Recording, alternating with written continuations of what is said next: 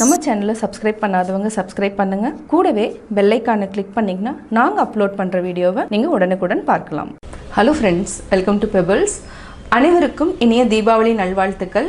நம்ம இன்றைக்கி தீபாவளி ஸ்பெஷல் வந்து ரவா பர்ஃபி பண்ண போகிறோம். அதாவது என்னென்னா எல்லாத்துக்குமே இது கொஞ்சம் வித்தியாசமாக இருக்கும். ரவையில் வந்து இந்த மாதிரி செய்யலாமா அப்படிங்கிறது தான். இது கூட வந்து என்னென்னா பாதாம் முந்திரி நம்ம ஆட் பண்ணி செய்ய போகிறோம். இது வந்து நெய்லேயே நல்லா நம்ம வறுத்துட்டு தான் செய்ய போகிறோம். வாங்க எப்படி செய்கிறதுன்னு பார்க்கலாம்.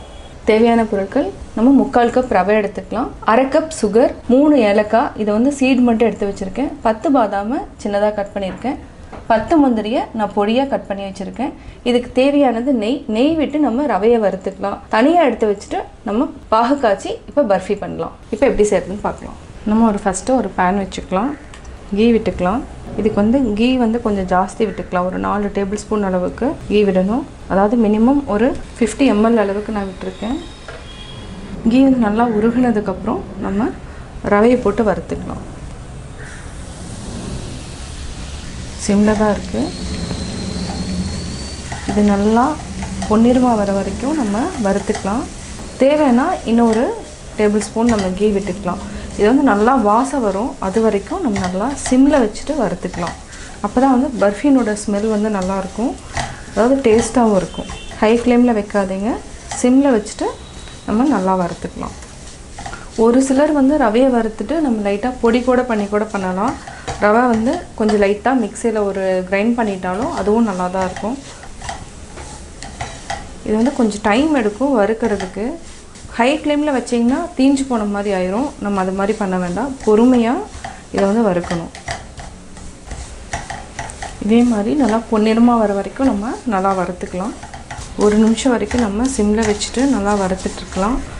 கூடவே நம்ம முந்திரியும் நம்ம அப்படியே ஃப்ரை பண்ணிக்கலாம். அதாவது ரவை கூடையே போட்டு நல்லா ஃப்ரை பண்ணிக்கலாம். கூடவே ஏலக்காய்.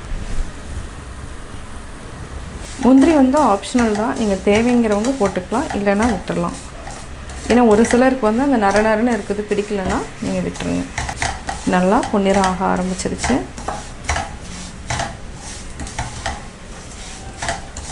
அப்புறம் ஆஃப் பண்ணிக்கலாம். நல்லா வாசம் வருது. நல்லா வாசம் வந்து இந்த ஸ்டேஜில் வந்து ஆஃப் பண்ணோன்னா இந்த பர்ஃபினோட டேஸ்ட் வந்து நல்லாயிருக்கும். அந்த சூட்லேயே இருக்கிறதுனால நான் கொஞ்சம் நல்லா ஃப்ரை பண்ணிகிட்ருக்கேன். பட் ஆஃப் பண்ணியாச்சு. இதே நம்ம ஒரு பிளேட்டுக்கு வந்து ட்ரான்ஸ்ஃபர் பண்ணிக்கலாம்.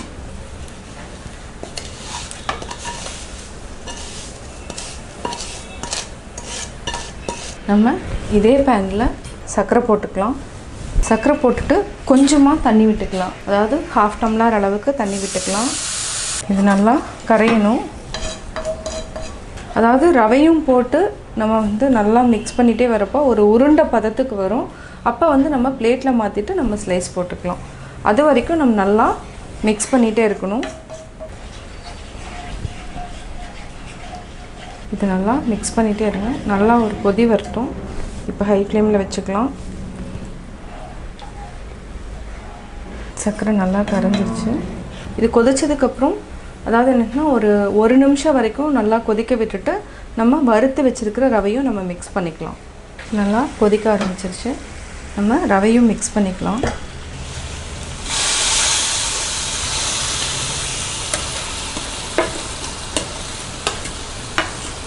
இது நல்லா இதே மாதிரி மிக்ஸ் பண்ணிகிட்டே இருக்கணும். இப்போ சிம்மில் வச்சுக்கோங்க.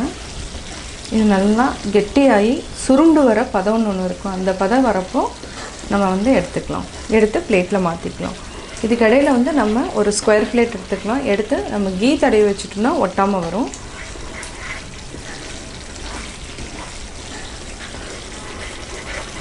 இது அப்படியே சிம்மில் வச்சுட்டு இதே மாதிரி நல்லா மிக்ஸ் பண்ணிகிட்டே இருங்க.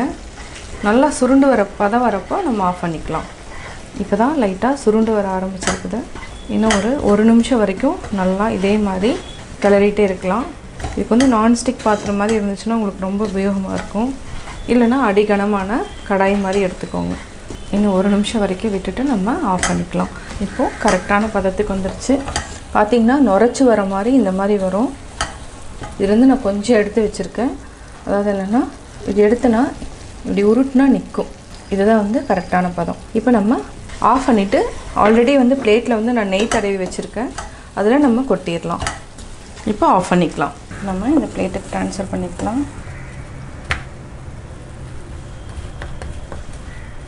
இப்போ நம்ம லைட்டாக பாதாமியும் நம்ம ஆட் பண்ணிக்கலாம்.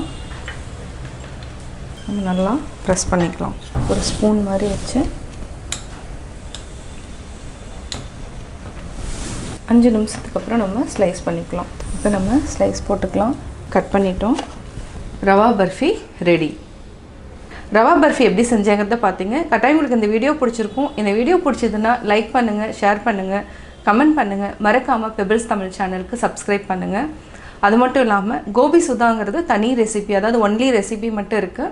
அதையும் வந்து மறக்காமல் சப்ஸ்கிரைப் பண்ணிவிட்டு பெல் ஐக்கான் கிளிக் பண்ணிங்கன்னா நான் அப்லோட் பண்ணுற எல்லா வீடியோவும் நீங்கள் பார்க்கலாம்.